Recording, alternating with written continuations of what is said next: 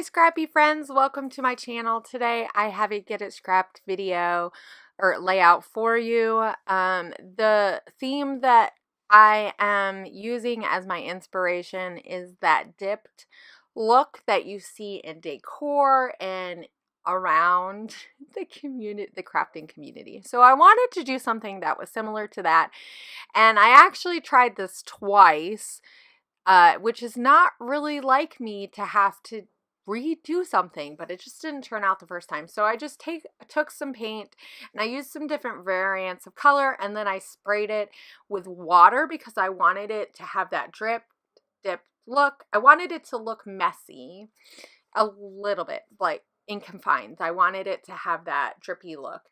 Sometimes when you see that dip look, you can see the paint that starts dripping down. And because this is thicker paint, it's not just gonna do that. So I had to add water, which kind of waters down the paint, but the only other way that I could have got this drippy look is if I had used really, really wet paint and let it drip.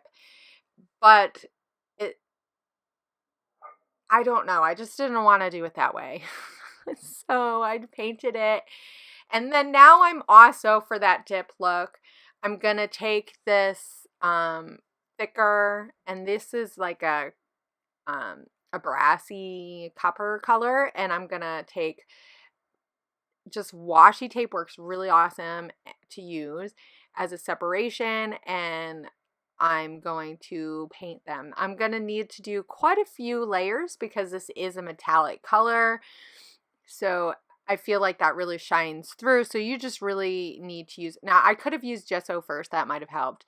And as you can see, I'm trying to think of the fact that on my paper, I used a light color to a dark color. So part of it looks a little bit lighter than the other part. It is kind of hard to do this when you have your paint out on the side like that. And I like to add my paint right to my mat as a way to have that place to like move it around. So here is what it looks like at the end. I feel like, at least in this video, the top part looks a lot more harsher, like a different color, and I kind of wished that maybe it was a little bit more subtle. But I think that, you know, this is one of those things that I wanted it to look natural, like home decor, you know. So, but I really like the dripping. I think it worked well. My first set of drips turned out better, but like I said, I just didn't like the way the background, the paint really, I used my heat gun too much, and that just didn't work. So this is one of those things that if you wanted to try something like this, you might not want to use your heat gun. Just might want to naturally let it go. Like I said, I just sprayed water on it, and then I got those drips. It was super easy.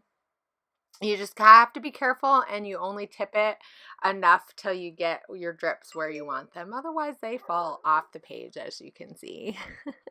So now I'm working with my photo. This is a photo that I actually used to take photos for something else.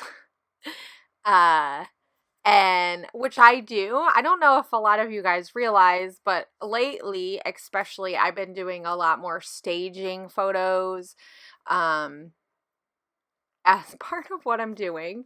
I do a lot of the staging photos for Click Hits, and I also just like to create my own mood boards too. So, and this is something that everyone can do, right? If you want to showcase how you create or things that you're making, you can always do a stage photo and use that on a layout to tell your story. So it's just a fun way to showcase like things that you've made. So like this is one of those things that I feel like that they really went well together, the inspiration. And so yeah, I definitely like to, like I said, do stage photos. So this is a really fun way to showcase a different like aspect of making things, of creating and being artsy. So I really love this brick, this painted brick, and I feel like it really is going to help bring out those colors that I had. I also use, as you can see, some washi tape on that harsh line because I didn't, as much as the dip look has this really harsh line, I don't know. Because of the water from spraying it, I just didn't care for the look. And I knew that if I put a line there, I could build some stuff there, and then that would help it not be so weird. I don't know. I guess it's hard to explain. Sometimes when you just see it, you just feel like, I want to hide that a little bit. So I wanted to do something really fun with the border, because sometimes, as much as I love to keep everything in, especially with mixed media, I feel like sometimes I really got to do that, rein everything in. And by using a pattern paper as my border to the white and the mixed media, it just helps keep things in and keep it kind of contained. It keeps your eye bringing in. But I like to do something different, because sometimes I feel like it's just a little boring to just have a border. So I took the edge and I just brought it in.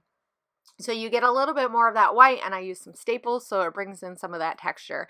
I'm also going to take this doily, and I'm going to mix it with some pattern paper that is really colorful. And then I'm going to take some black and white and that cork ampersand. I just really love ampersand sometimes. They just are really fun. And I had this really big one from Spiegel Mom Scraps. So I'm going to add that and stuff. So I also have some washi tape underneath that, I don't want to say compass, directional sign down from the bottom. And I really love those colors. They really make that media, that dipped media, really look like, it really makes it pop out more. Oh yeah, I forgot I added a label to that too. I added a few things, and I had to kind of play around with it and then like get it all together. And I used this stapler so that it would just staple in one area. And then you kind of have the texture of the layers, not all together, but together, if that makes sense. And this is going to give me just a little place to build some funness, right? And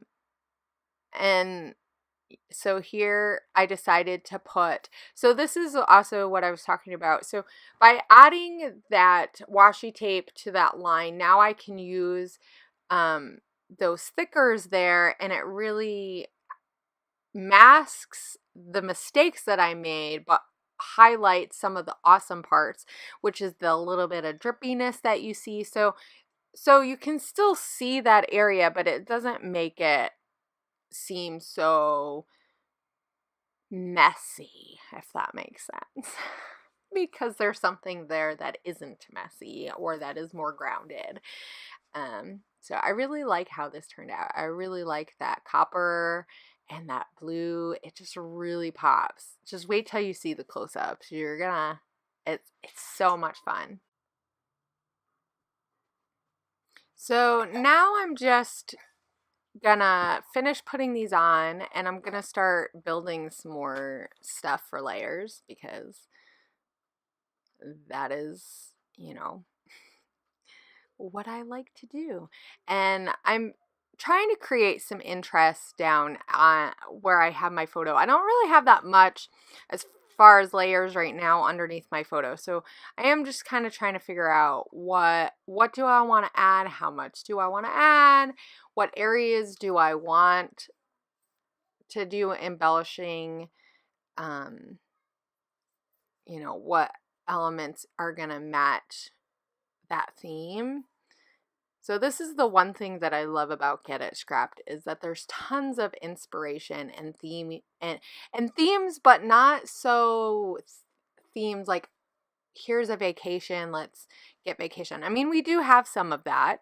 So definitely make sure that if you haven't headed over to the Get It Scrapped blog and checked it out, or what Debbie Hodge is doing over at Get It Scrapped, I think you should go and check it out, because it is super awesome. She has lots of inspiration, tons of classes with amazing scrapbookers. There's tons array of scrapbookers. So artsy scrapbookers, hybrid scrapbookers, digital scrapbookers, scrapbookers who do double pages, scrapbookers who do mixed media. So there's tons of different varieties. So you can see people who tell stories, people who use their the actual papers and scrapbooking supplies to tell their stories instead of like the story. So there's so many different ways to interpret all these things, and it's just a great place to get inspiration, especially if you're feeling stuck and you don't know what to do and you want a place to start. I really love these starting off points and stuff like dip decor. Like, I would have never thought to do a layout about that, but like it totally came together really nicely, didn't it? So I think I'm looking through some stuff. I thought I got a lot of this boring nothing out. I try to do that for you guys so you don't sit here, but at least you got to hear me talk about Get It Scrapped, right? So I'll make sure I have a link below for that. And get all that goodness. Okay, so I think, I must have been looking for those thickers. So I have some thickers left from Dear Lizzy, and some of the papers that I used were Dear Lizzy. And so sometimes when I use a specific designer, I know that if I look back in their older stuff throughout the products that I have from one designer, I can find similar colors or like certain elements that are classically them. And so I know sometimes we talk about it being really bad about using one designer for everything because it ends up being matchy-matchy. But in the instance like this, I feel like because I used some paper from Dear Lizzy that was new, going back into her old stuff, I could find something that was similar and bring out the colors that I've already picked. I mean, now granted, I mix not just Dear Lizzy stuff, so I mean, but I think it's finding the elements that really work together and knowing how many of those elements to put together. So don't be afraid to mix a designer's stuff together because it already works. The key is to make sure you add enough of your own stuff and enough of other stuff to break up that look of samey, if you will. So as you can see, I have, all that mixed media, the drippage, the thickers that have paint on them, and then I added that, the florally, I don't even know. It was just a super fun thicker that Dear Lizzy put out. And I thankfully had enough to write beautiful, which is surprising because a lot of my older thickers, you know how that is. You end up with, you never know if you're going to be able to make a word that you need from it. And then I also took that heart from that pack. I really like that pop of pink with all the other blues, and there's some yellows and stuff, and I added a tag on the side, and yeah. So I'm also going to pull out just a few bit more pieces of this here and there collection from Crepe Paper. I really like some of the adventure-y things. It makes me think of scrapbooking because we like to find inspiration and we like adventure, and that fuels what we do creatively. So, and where we go. It doesn't even have to be somewhere far, but that really helps fuel. So I just added a few of these pieces, and I used some of the black and white rub-ons because it really helps add something black and white that pop without it being overly. And if you use rub-ons when they're fresh, they usually turn out pretty good. So here is my layout. Don't forget to check out Get It Scrapped. Don't forget to keep an eye on what I'm doing social media so you can see more videos that I have. I hope you guys have a great day and stay inspired. Bye.